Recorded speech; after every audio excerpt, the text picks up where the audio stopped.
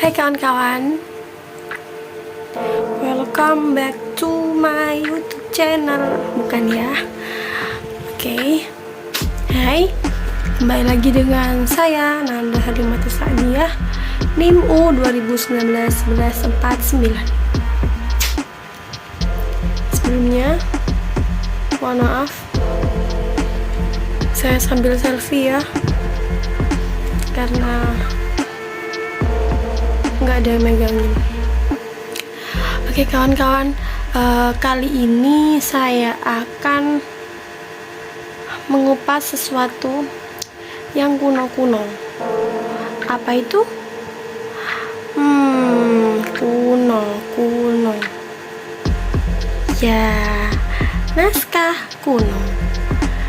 Apa itu naskah kuno? Kepo kan? Tungguin dong, sabar bro, oke? Check it out. Bangsa Indonesia masih menyimpan naskah kuno dalam jumlah yang cukup banyak. Sebaran naskah kuno hampir terdapat di semua wilayah kepulauan Indonesia. Sejarah suatu bangsa dapat ditelusuri dari kajian atau penelitian sumber data yang otentik. Sumber data bagi pengajaran sejarah bersumber pada sumber tertulis dan sumber tidak tertulis. Sumber tertulis diantaranya bangunan atau reruntuhan pada suatu tempat yang jarak meliputi kawasan yang cukup luas. Misalnya, peninggalan kerajaan seperti kerajaan Majapahit dan lain sebagainya. Adapun sumber tertulis diantaranya seperti prasasti, piagam, dokumen, tulisan pada batu nisan, dan naskah, terutama naskah kuno. Dan dalam bahasa Belanda disebut handscript. Manuskrip ialah tulisan tangan asli yang berumur minimal 50 tahun dan punya arti yang penting bagi peradaban, sejarah, kebudayaan, dan ilmu pengetahuan.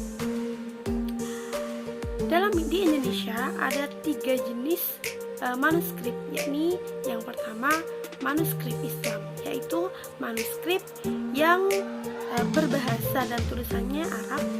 Yang kedua, manuskrip Jawi, yakni naskah yang ditulis dengan huruf Arab tapi berbahasa Melayu. Kemudian yang ketiga yaitu manuskrip Pegon, yakni naskah yang ditulis dengan bahasa Arab tetapi menggunakan bahasa daerah masing-masing seperti bahasa Jawa, Sunda, Bugis, Buton, Banjar, Aceh, dan lain sebagainya.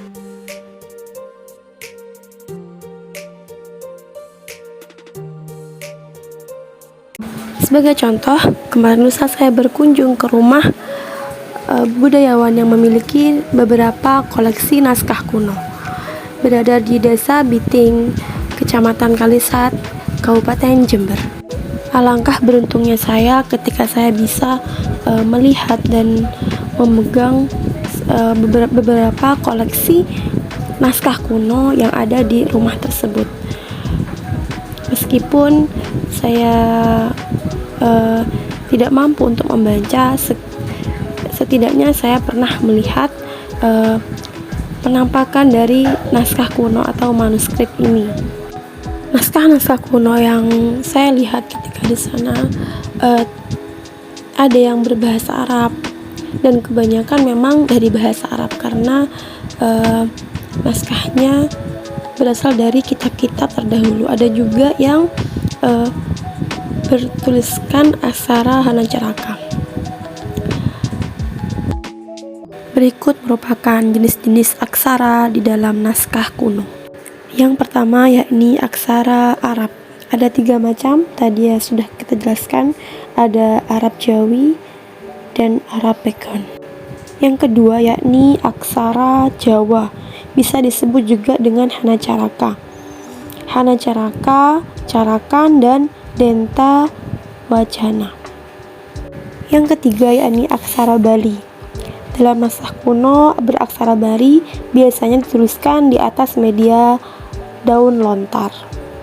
Bali tak hanya menggunakan aksara Bali saja, tapi juga menggunakan bahasa Sanskerta, Kawi, Jawa kuno hingga Sasak. Yang keempat yakni aksara Batak. Aksara Batak terdiri atas 5 jenis, yakni Batak Toba, Batak Karo, Batak Simalungun, Batak Mandailing, dan Batak Akpak. Kemudian ada aksara Sunda. Ada versi lain dari aksara Sunda, yakni aksara Sunda kuno. Aksara Sunda adalah penyesuaian dari aksara Sunda kuno untuk mengadaptasi perkembangan bahasa yang terjadi di Sunda. Kemudian ada aksara Lontara, yakni aksara tradisional yang dipakai oleh penduduk Bugis dan Makassar. Yang terakhir ada aksara Kaganga, yakni kumpulan dari beberapa aksara yang berkerabat di Sumatera Selatan dan Bengkulu. Aksara-aksara ini tercakup di dalamnya antara lain aksara Ulu, aksara Rejang, aksara Lampung, aksara Rencong, dan lain sebagainya. Sebagai penutup, inilah kreasi kami di akhir tahun, di mana kami membuat camp yang membentukkan hasil kreasi tangan para santri yang diaplikasikan dalam kebudayaan di Nusantara. Terdiri dari bangunan-bangunan Jawa yang ada di Nusantara, termasuk juga ada aksara Hanacaraka dan Jawa yang terkandung di dalam event yang kami buat di akhir tahun ini. Sebagai penutup, Assalamualaikum warahmatullahi wabarakatuh. Terima kasih. Semoga bermanfaat. Bye-bye.